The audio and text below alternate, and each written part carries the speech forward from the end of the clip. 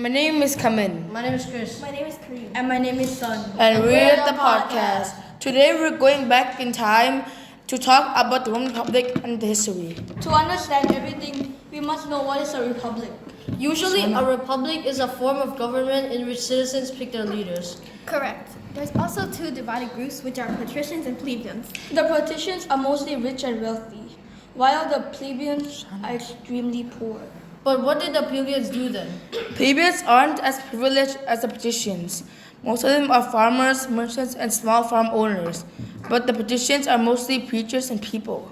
Did this difference of classes make a conflict between the plebeians and the patricians? Yes, this made it a division between classes, like for example, the plebeians cannot marry one of the patricians, and plebeians cannot have as many rights as the patricians. We'll talk about this later. Now, let's talk about the government's significance in the Republic. But I don't really know much about this topic. Basically, there's three branches in the Roman Republic. The first one is the people. They get to vote on laws. The second one is the elected officials. They ran the government and the army. Lastly, the most important, the Senate. The Senate took care of the state finances and foreign policy. Wow, what a system! I know Rome is a complex civilization, so they need a leader to manage all of this, right? Yeah, people in Rome chose consuls. They're both patricians. The consuls are army leaders and administrators. So they stay there forever? Nope, that's not the case. You see, every once a year they choose only one of the consuls and change every 1 year, since they're afraid they would hold too much power. Also, every consul could reject other consuls' decision. How about the Senate? Do they leave every year and their power No. expands?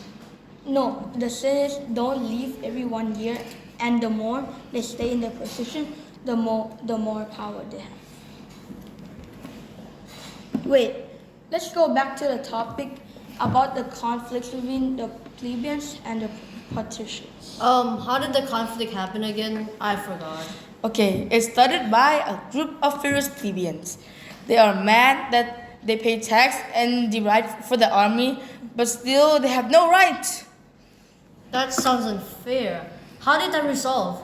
Well, the patricians started to notice this and some of the plebeians started to decline paying tax. So the patricians let the plebeians create their own group and have their own leaders. They're called the Council of Plebs. Oh yeah, I think there was like a dictator or something. Yes, there is. Who is it? Well, it's a guy named Cincinnatus. How did he get chosen though? Good question. It started when the Romans believed that they needed a strong leader, aka a dictator. So they picked a former consul named Cincinnatus. Wait, so that's it? Nope.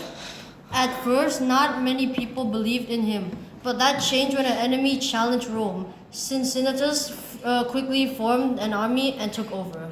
Oh, so that made the Romans admire him. Yeah. Okay, but now let's have a moment and talk about the Roman rules.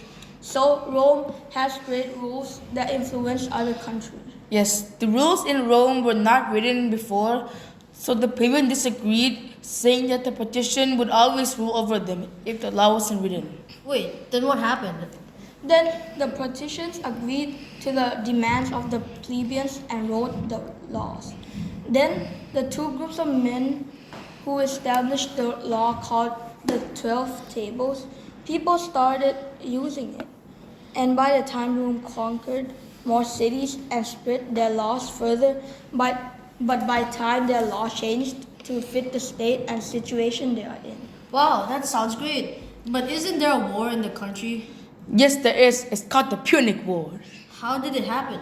So, the First Punic War began at Sicily because Rome thought Carthage was a threat to their trade. So they went to war. At last, Rome won the battle and claimed the Sicily coast. Yeah, that's actually right. What a story, but is there any more? Yes, there is. It's called the Second Punic War. Tell me about it. Okay, so took long enough to ask me. Okay, so the Second Punic War began since Carthage wanted to reclaim their lost land, but this time it happened in Spain. The Carthage then attacked with their greatest general, Hannibal, with 46,000 men and 37 elephants. But most men and elephants died of coldness and sickness. And some were killed by some mountain tribes, but they still continued their journey. So the Roman army, led by Siripo, captured Spain and then attacked. Finally, Carthage was defeated. Once again, still Hannibal survived and was sent to North Africa, and Roman became and won the battle. Oh yeah, I remember the story. Somehow, Rome still thought Carthage was a threat to their country. So this led to the Third Punic War, where Rome won for the third time, then captured some Mediterranean Sea countries, including the Great Greece. I have no idea. Too sad that Rome declined. It would have been better if it even just went like this. Yes, sad. But how? Huh? How? What do you mean? As small farmers lost their jobs, cities filled with angry, unemployed people. The government tried to keep them calm with free food and entertainment, but the real power was shifting. While generals like Marius and Sulla began using the army to gain political control.